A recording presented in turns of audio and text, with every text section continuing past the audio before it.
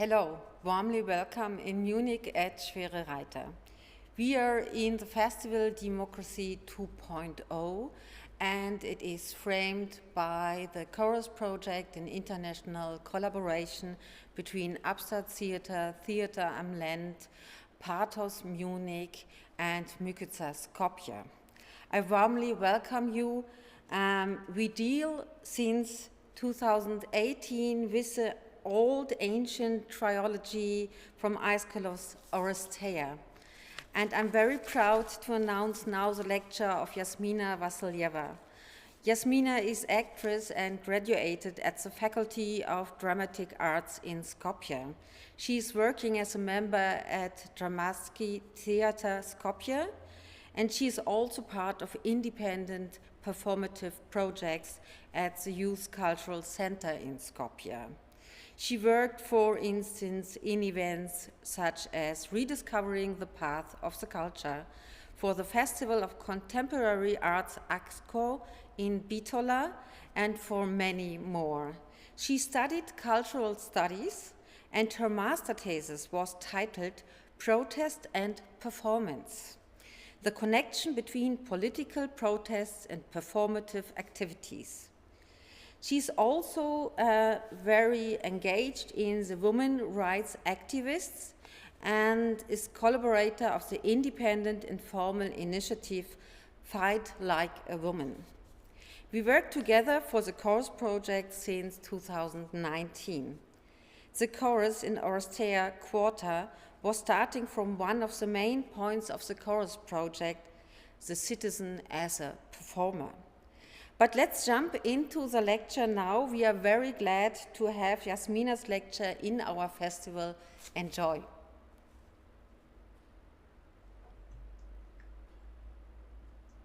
Hello, everyone. So this text is a small part of a different independence study about certain protest movement that took place in 2011 in North Macedonia under the hashtag of Protestiram. This text is written between 2015-2016, around the time we first applied for the Chorus project in the Creative Europe, on the Creative Europe Open Call in 2016-2017. And we used this excerpt internally just to open a conversation about different approaches in which we can analyze social movements, democratic practices, or to use it as a basis upon which we can construct the chorus, especially in the second part of Oresteia, the part that we, the Macedonian team, worked on. So the purpose was how to translate the political activities of the citizens into theater, some kind of theater performative language. In further analysis of the protests as a performance, my referral to performing the protest strives not to limit the protest as manipulative or even artistic,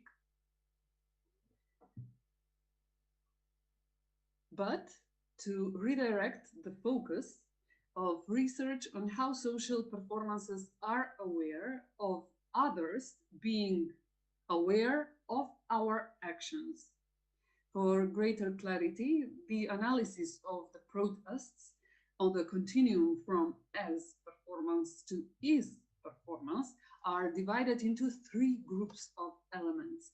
In the first group, I look at the indirect elements that would connect the protests and everyday human behavior with the performance. In the second transitional group, on this continuum, I identify the actions that already visibly receive their form of deliberately trained more than twice repeated symbolic actions like sitting demonstrations and occupations of the intersections, or the protests, the symbolic protests in front of the Macedonian parliament, and so on. The third point, at the other end of the continuum, represents the comparative analysis of the performance Antigone, which was the performance that with which the protest movement signed off. It was like the end of the protest movement, where the borders between the audience and the performers are clearly drawn out. Here, part of the participants perform at the stage of the amphitheater behind the Mother Teresa Memorial. They are acting. They take the representational role of the ancient chorus, of the characters that are in Antigone, and so on. The space is also used as an amphitheater, divided into stage and auditorium, in contrast to the way it was used during the protests as an open assembly, where due to horizontal position of the organization, everyone takes an equal part in the protests, intertwining the role of audience and speaker simultaneously. Furthermore, I analyzed the first two groups of recognizable and unrecognizable elements in the frame of the so-called happenings. From this point of view, the happening created by Michael Kirby in early 60s would sound like a vacant term that resonates from the era of modernism. But on the other hand, while it introduces the modernist sensibility of the current moment, at the same time, it prepares the stage for the postmodernism of the 80s. In his most notable book entitled The Happening in 1965, Michael Kirby explores the roots of the happening, trying to define them as a form that is intentional, but consisting of diverse, illogical elements and performances outside of some sort of designated matrix, yet organized in a separate structure.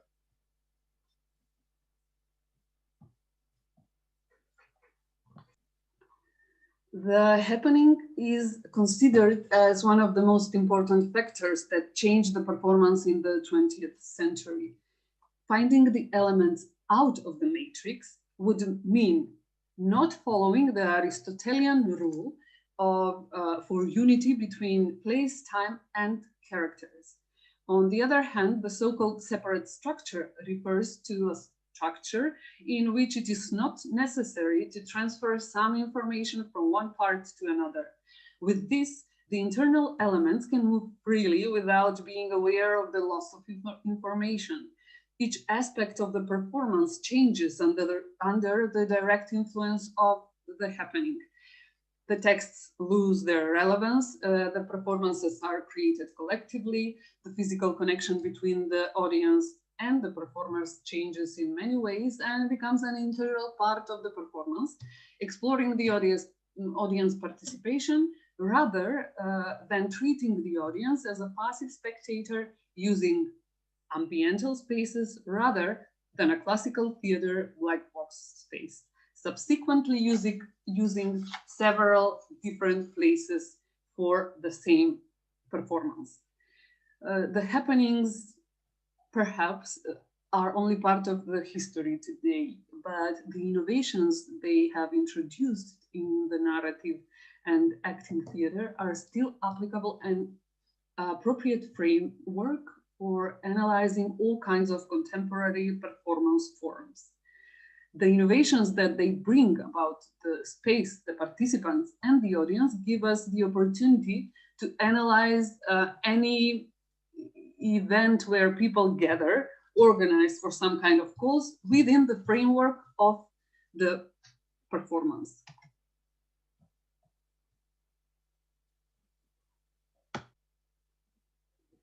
The determination of each space as a scene in which a certain action takes place determines the postmodern as a socially produced space. Here, spatiality is not inert and static, but rather constitutive for social relations. Spatial relations are processes, and processes are, in fact, social relations that take a certain geographical form. Another tool for analyzing the protest as performance, especially the behavior in everyday life of the individual, is analyzed through the theory of sociologist Erving Goffman, presented in his book, The Presentation of Self in Everyday Life. In his own research, he sees the social world as a natural theater akin to the dramatic performances that take place on the stage, where participants should present their actions to others. Life is performance in a way in which we try to control reality in interaction with other people, some kind of management of impressions, managing the impressions. Goffman uses the term performance to denote the overall activity of the individual that takes place during the period of his uninterrupted presence in front of certain observers who have some influence. So before the individual comes to the protests and becomes a protester, the one who participates in collective political activity through which certain dissatisfaction and demands are directed to certain structures of power, the individual is at the same time a performer of his individual expression. By getting in touch with others, the individual organizes the activities in such a way that gives others the impression of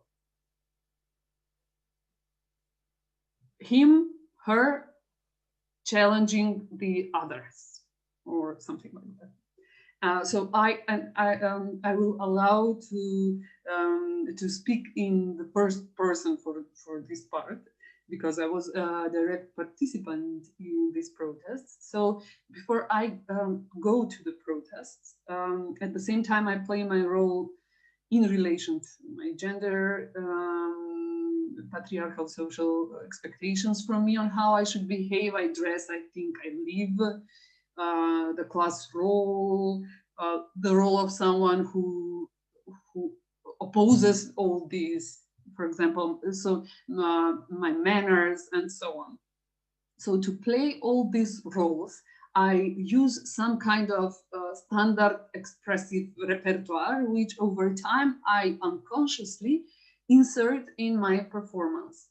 Goffman calls this part of the performance a facade. Facade is a suitable title for that part of the performance of the individual who regularly functions in a general way in order to define the situation of those who observe the performance. This concept of Goffman that people constantly act has not gone without criticism, because it insinuates that every action exists to manipulate someone else. But the way Goffman understands human behavior should not lead us to conclude that it is pure manipulation, that people hide what they really are and that they cynically try to realize their interest at all costs. But for him, man is a reflexive creature with certain feelings. Despite that, sometimes people are really trying to manipulate other people or opinions of the public, especially when it comes to politically colored requests.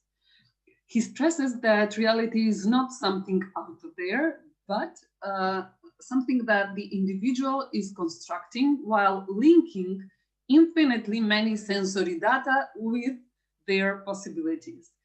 Everyone is simultaneously a viewer and an audience. And in that interaction, they jointly contribute to the definition of the situation. This interaction can be defined as mutual interaction of individuals with the activity, where they are directly, where they are in direct physical presence. Performing the stage role through its facade in front of the audience sets up many abstract demands and requirements. This is one of the ways in which the performance is more publicized, shaped, and changed so that it responds to the perception and expectations of the society in front of which it is performed. One of the standard parts of the facade is the stage. In this case, the scene becomes kind of a personal scene that will represent each spatial point of meeting between the performer and the observer. It is limiting to consider the function of the performance only from a personal perspective, because it can obscure important differences in the function that the performance has in the interaction as a whole. Thus, in the performance in everyday life, the performer and the observer become a performing team, or shortened team. More precisely, any group of individuals who cooperate in a single stage role. The personal scene, furthermore, is sending this team to the protest event, where participants bear their role of daily life with themselves through their activities. When talking about protests, we take into account the fact that they occur performing public spaces, and it is important to note the different scenes, spaces, where a mobilization of participants and social change occurs. For example, if we are again referencing Goffman, it would be back and front stage. So the so-called backstage, behind the scenes, could be defined as the stage where the participants plan and recruit. In the case of the protest movement, Oresteia, that would be the internet space. Due to the fact that Stop Police Brutality is organized on social networks, where protestants gathered under a certain hashtag. First, it was Daniel, when the exact victim's name was not known. Then it was Martin. And then finally, when it became a movement, it went under the hashtag of Protestieren. Some sort of transient scene would be the physical place outside the internet space, where participants are physically doing their communication and where they prepare for the event. That space would be the amphitheater behind the Mater Teresa Memorial in Skopje, which simultaneously represents the assembly in which all the participants were introduced to each other and on an equal footing, because of the horizontal placement without a leader, where they discussed and planned the course of the events, where signatures were signed, the legal requirements were assembled, the routes for protesting for that day were determined, the manner in which the protest would be expressed, rotating working groups were formed for everyone to contribute equally, the slogans were assembled, the props were made, flags, banners, etc. Concerts were held, and the rehearsals for the final performance, Antigone. In other words, everything was going on in this transient scene. The front stage is the place where the protest event occurs. The scene gets a double meaning, both as particular scene in the mobilization process and as a scene where the symbolic action is performed. The front stage is not fixed. It is socially produced, not inert and static, but constituted by social relations. Social relations and processes are in fact social relations that take a certain geographical form. There is only one fixed space-time point, that was every day at 6 at the Mother Teresa Memorial. In the first days of the protest, protests are characterized by very little, almost no deliberate aestheticization. They consist mostly of gatherings of the protestants at the appointed place, marching in the streets and shouting the slogans, But what makes not only a political but also a symbolic performance is the fact that it is derived from someone to be seen by someone else in a certain physical and cultural optic context. Walking along the streets and shouting the slogans, "Stop police brutality," "Enough silence," "Come with us," "Get down," "Get off your coffee," literally translated, and so on, suggests that the Protestants are calling the spectators, the incidental passers-by and observers from nearby buildings that do not protest, to join them, asking them to solidarize.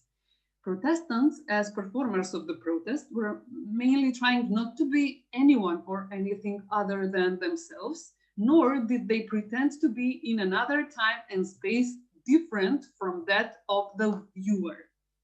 The only concrete aesthetized symbolic action in the early days is the one you can see on these photos. When the protesters at the place where Martin Neshkovsky was killed, Square Macedonia in Skopje, the protesters were making a chalk draw, a figure of the fallen man, like a symbol taken from the Crimean technique, where the Crimean technique finds the victim, like we see in criminal films. Furthermore, they lit candles at the place, a ritual act in the spirit of the Christian tradition, making it some kind of a temple where they pay respect to the victim. As the protests progressed, the need for greater visibility increased.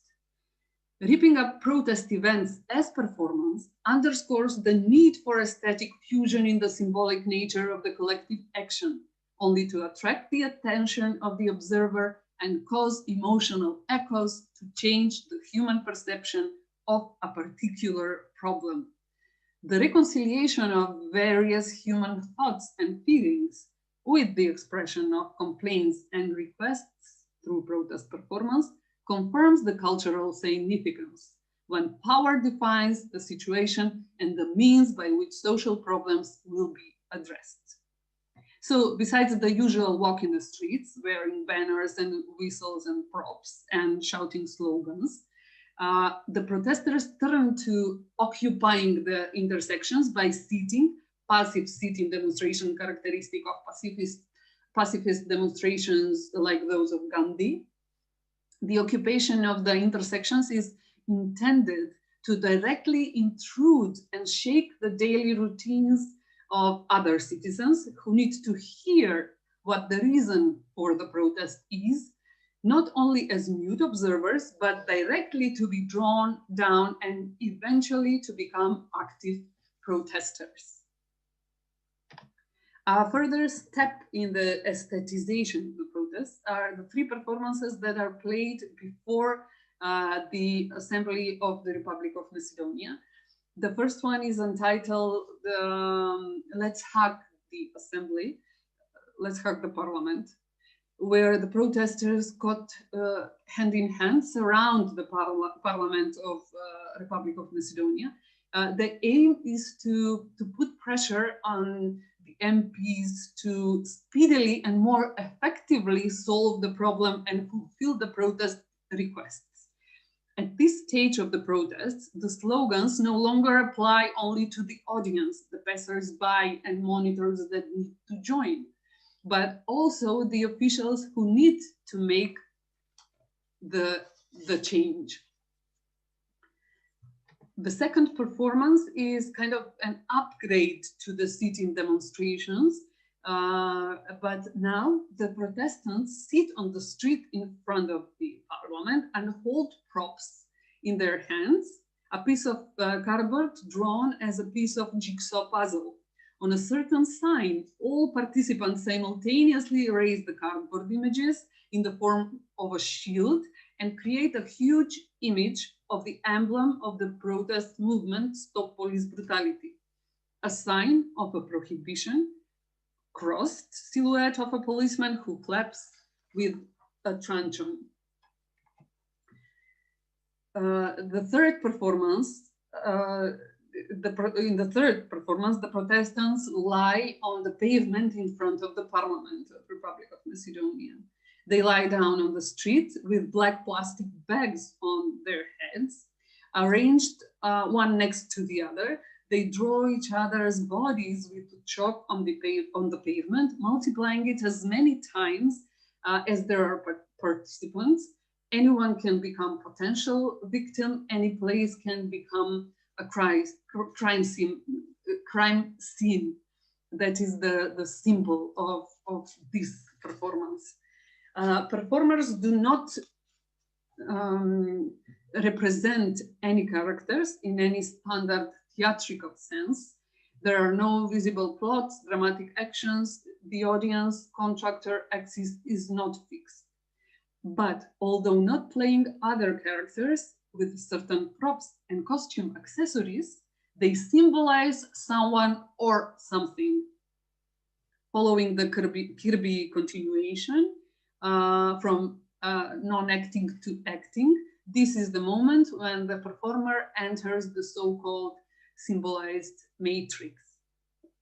Protests as social performances occur within current social narratives, where the respective parties try to influence their opponents.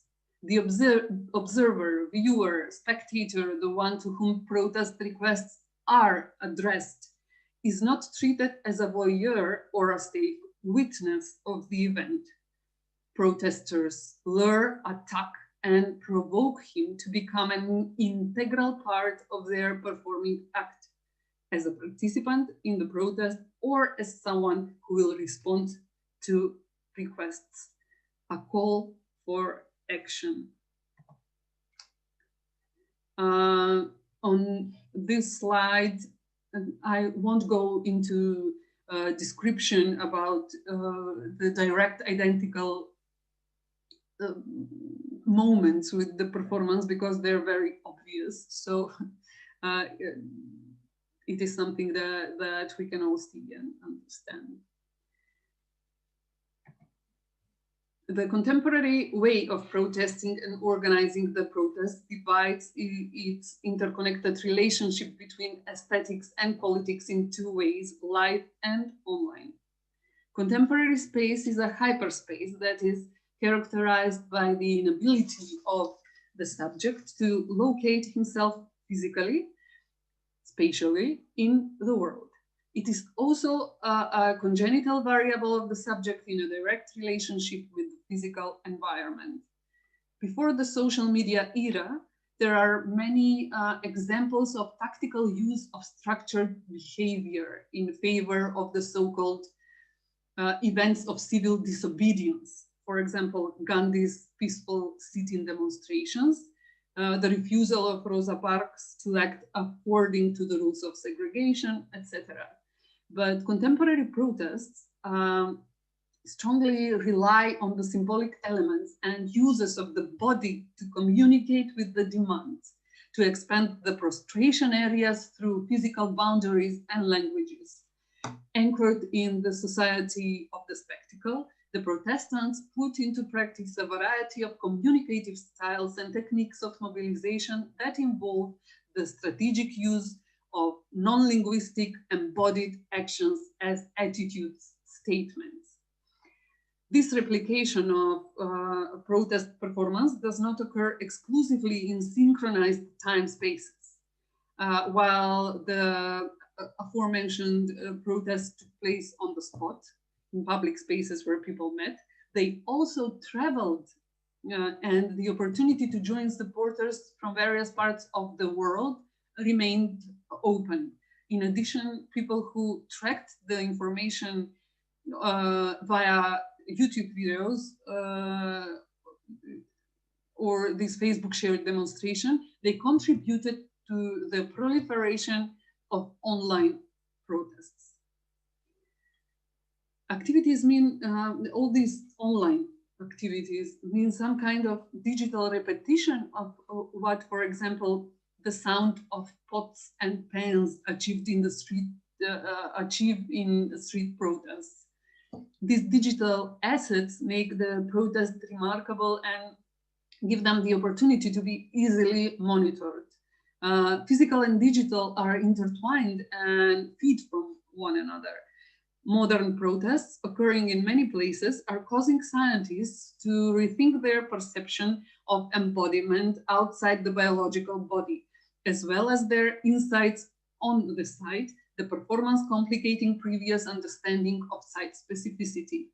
Online performances are expanding in ways in which the performance is redefined as an embodied in situ and live event that comments and intervenes in current transnational digital capitalism.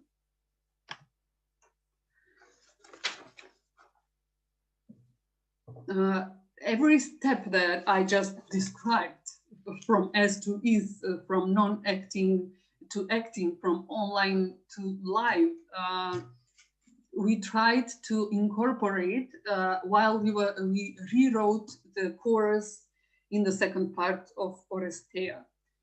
Our chorus was based on the workshops with the young people we were interested in. We were interested in their opinions, political views, hopes and dreams, and their motivation to be politically active and to want to make some kind of a change. But we sublimed it to be represented by only one young person, like only one person personified the whole chorus. Our one-man chorus came to the performance just like any other people from the audience, as you can see on these photos, just like any other ordinary observer. Our chorus, one-man chorus, entered the venue at the same time with the audience, dressed like himself, not representing anyone else but himself. Nothing distinguished him from the audience. He also had a ticket. And here we can say that those are the unrecognizable elements. We can see the unrecognizable. On the second photo, we can see our one-man chorus sitting among the other people in the audience. During the play, at the same time with the audience, he observes what happens on the stage, but starts filming the things happening and the scenes on the stage, and posts them on social media, trying to wake the online auditorium, trying to wake them up and organize them in some kind of a protest activity. But the conversation falls apart into memes, jokes, emoticon relativization, and so on. It's hard to keep up the course. Here we also can see the non-recognizable elements. The next thing he does is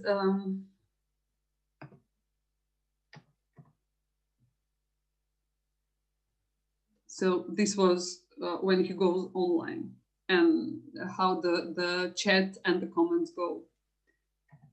Next thing he does is stand up from his chair in the audience. We can see that on the first photo. He stands up from the audience, and now he embodies his online personality, because the audience at our performance for the first time sees the chorus online, is aware that the chorus exists online. Is not aware of that the member of the chorus is between them, among them.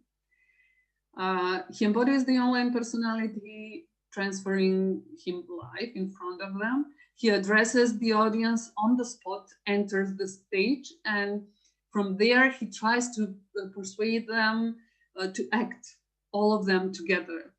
He doesn't represent anyone but himself. And this is some kind of a transitional scene between the transformed but recognizable and his performance. He separates from the crowd.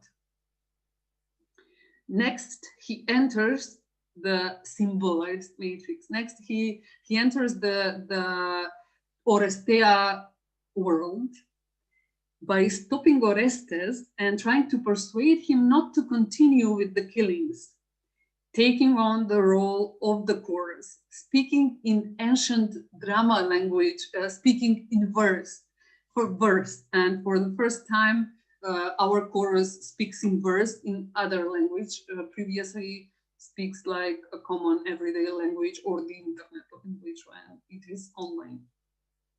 In the last scene of the chorus, we see the young man performing one-man protest, shouting slogans we gathered from the workshop, like short answers on the question, what is democracy?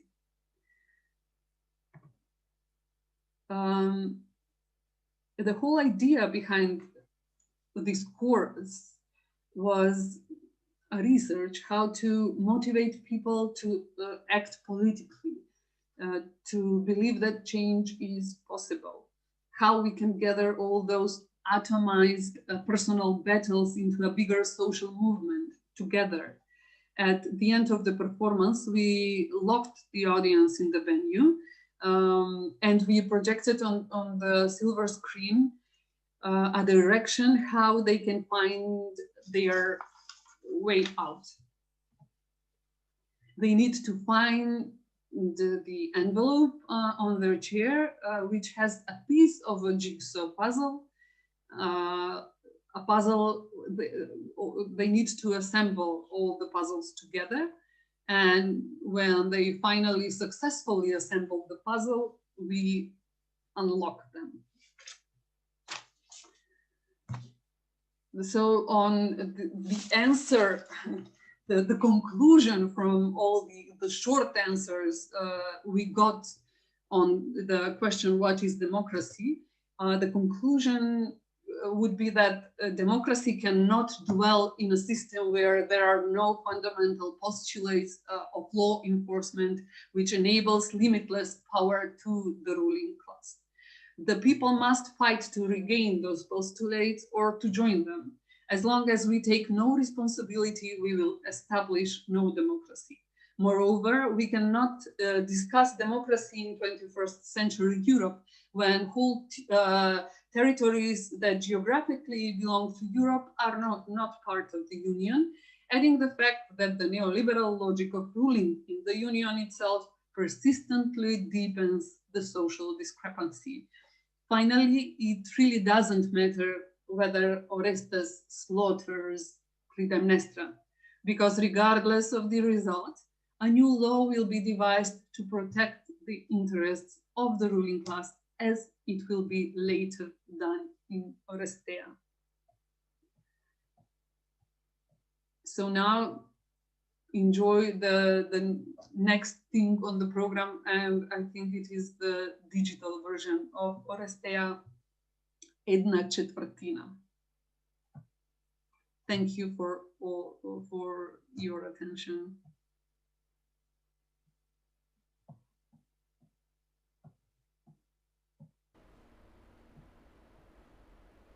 Well, thank you so much to Jasmina. We will continue to talk about the relationship between art and democracy. Now we want to invite you to the evening program.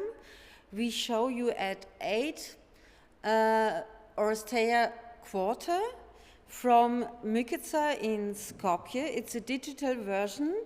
And we have afterwards a talk with Ivica and Tom with the title Democracy is Needed.